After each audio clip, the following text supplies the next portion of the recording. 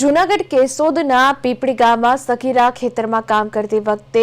સરમણ બાવનજીભાઈ કોડિયાતરે તેની સાથે private part બતાવી અને છેડતી કરી હતી। સગીરાના પિતાએ પોલીસમાં ફરિયાદ નોંધાવી છે અને પોલીસે આરોપી સામે પોક્સો સહિતની કલમો હેઠળ કાર્યવાહી કરીને તેને ધરપકડ કરી લીધી છે અને હાલ અત્યારે કાયદેસરની કાર્યવાહી તેના વિરુદ્ધ કરી છે।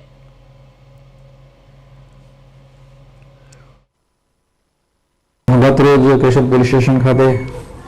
एक छेड़ती विथ पॉक्सो बनाव बनेल जे अनुसंधाने भोग बननारना पिताश्रीए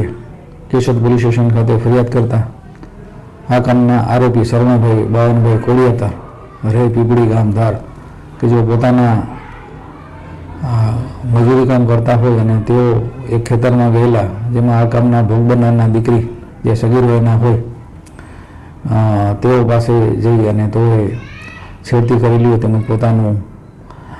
ગુપ્ત ભાગ વગેરે બતાવ્યો અને તેની છેડતી કરેલ જે અંગેની ફરિયાદી આપતા કેશોદ પોલીસ સ્ટેશને ગુનો દાખલ કરી આગળની તપાસ હાથ ધરેલ